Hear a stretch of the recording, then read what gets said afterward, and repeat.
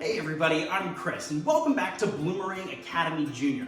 Now today, as part of our Italian feast, we are going to learn how to make pasta from scratch. So in order to understand how to make pasta from scratch, we're going to have to go to the southern region in Italy. Now there's a very popular type of flour that is grown in the southern region of Italy, and it's called semolina flour. So you can see here in the picture that it's a grittier flour. It's gonna be a lot thicker. And it's also a different color. This is more of like a yellow flour. Now traditionally, semolina flour is what we use to make homemade pasta. It's going to give it a nice earthy taste to it, and it's gonna be a very different taste from the pasta that you would get out of the box. And so in order to understand semolina flour, you have to look at the durum wheat. And this is really the only difference between the regular all-purpose flour and the semolina flour that you can buy at the grocery store, and it's just the different types of wheat that it comes from. Now, all flour is wheat that's just ground down into a fine powder. And so you can see when we look at our ingredients today that semolina flour is just very finely ground up yellow flour. So let's go ahead and head to the kitchen and we're gonna start making our pasta from scratch. Okay, for the ingredients of this one, it's gonna be super simple. We're gonna have 2.5 cups of semolina flour and 4 large eggs. And that's it. We're gonna combine everything into this large bowl and we're gonna mix it together, and that's going to be our pasta dough. Okay, so we're gonna take these ingredients and we're gonna mix them together in our handy dandy mixer. Like I said earlier, you can mix this by hand in a bowl if you don't have a mixer. It's completely okay. So we're gonna put our 2.5 cups of semolina flour into our mixing bowl. And then before we add the eggs, we're gonna go ahead and mount everything to the mixer. We're gonna put in our dough hook. Okay, so we wanna do this on low. And we're gonna add in our 4 eggs. Very slowly, letting that mix. Okay, now we're gonna let this mix for a few minutes. All right, so it's starting to come together, but you can see that it's still in these small little grains. So what we're gonna do is we're gonna add a tablespoon of water, and that's gonna help thicken it up just a little bit. So we keep mixing, and we just add the water. And we're gonna see what that does. Okay, so once the dough comes together into this consistency, you can see that even the mixer is gonna have some trouble actually bringing the dough together right now because the dough is gonna be so thick. So if you are hand rolling this, just know that it is gonna be a bit of a workout. So we're gonna take the dough that we have here. You can see it's a thick dough. And we're just gonna keep it in the pan here, and we're gonna let it rest for about 20 to 30 minutes just to give it some time.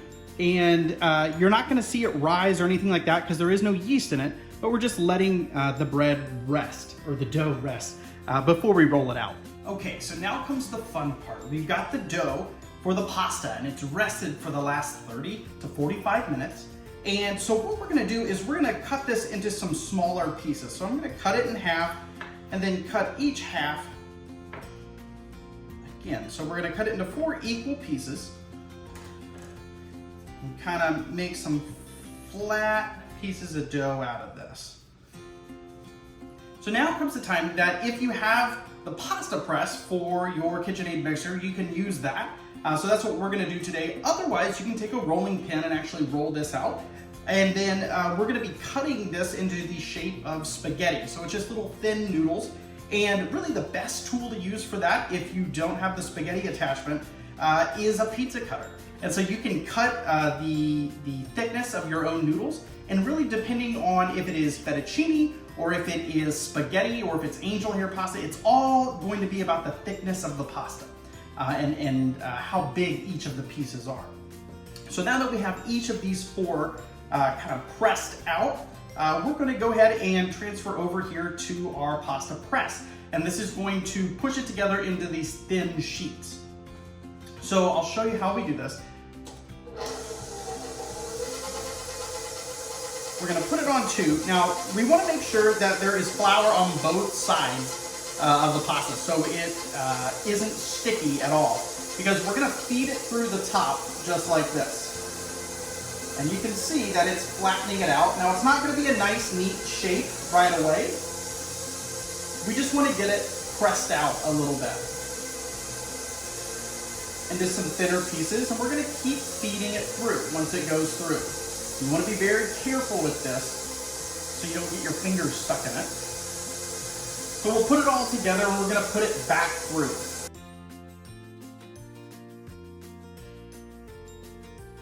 So we're going to keep working this until we get a nice, flat, even layer.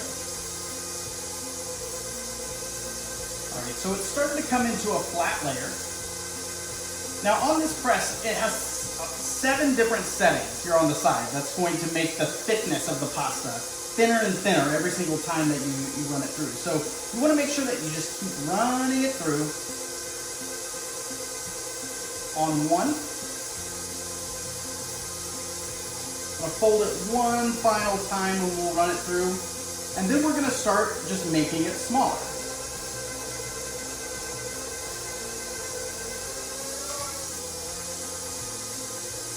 So I'm going to switch it to the 2 setting. We're going to run it through a few more times. So we're just going to keep doing this all the way till a good setting to use for the spaghetti is going to be about a 6. So we're going to run it through a couple times, fold it, and that's going to work the dough. And then we're just going to keep going all the way down the way until we get to a 6. All right, so now that we've got this all the way pressed out to a 6, we're going to finish this one last roll. There we go. We're going to turn that off. And we're going to roll it out. So this becomes a nice long piece of dough. Now you can see the ends here are going to be a little bit wonky. So to make them all even, we're just going to take a knife, or I've got this little dough knife here. We're just going to cut it off just to make nice little even pieces. Put the excess there. So now we've got a nice long piece. So I'm just rubbing flour on that so that it doesn't stick. All sides. And then we're going to do the same thing to the other 3 pieces of dough. So then we can just stack this off to the side for now. And we'll go ahead and repeat and turn this all the way back to 1. And we'll go again, okay, on these next 3.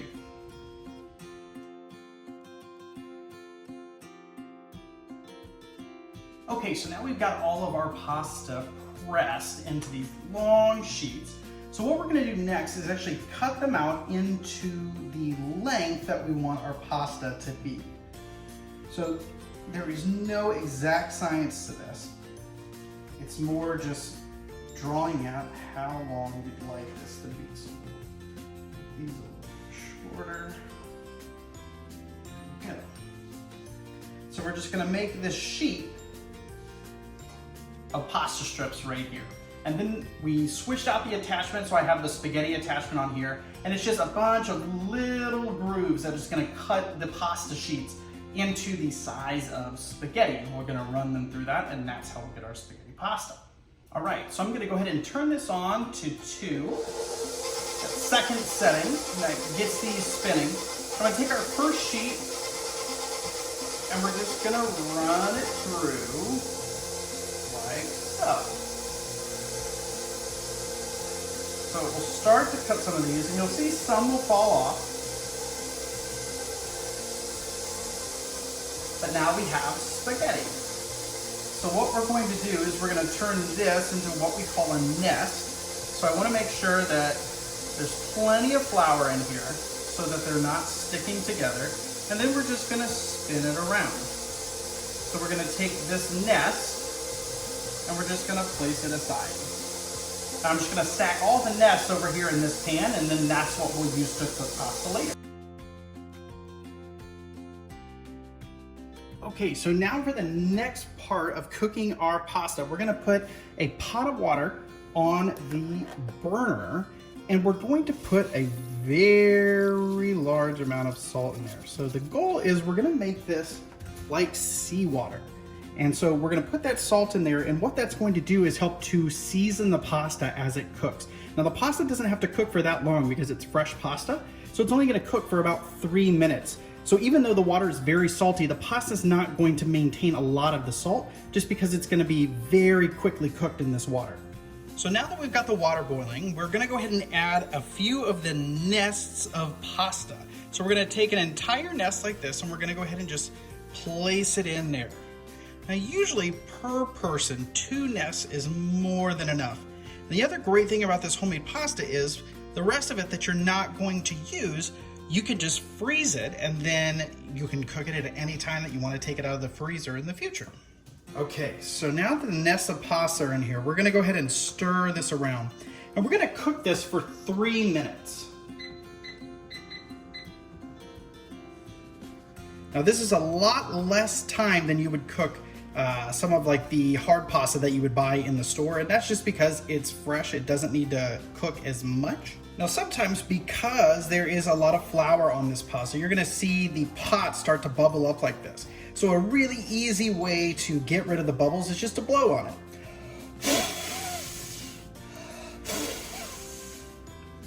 Okay, so now that this is cooked for about 3 minutes, we're gonna do another really important tip right before we drain it. Anytime you cook pasta, you always want to keep a little bit of the pasta water. So I'm gonna keep a cup of this, just a little bit more. We're gonna keep this off to the side. Now, it's okay if we go ahead and drain our pasta. Okay, now that we've got it drained, we're gonna bring our pasta back to the pot.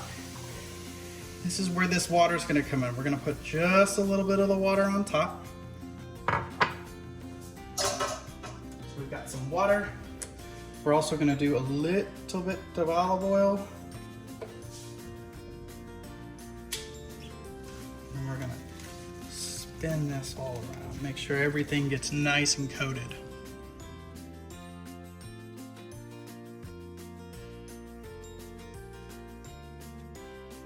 So there you have it, homemade semolina flour pasta.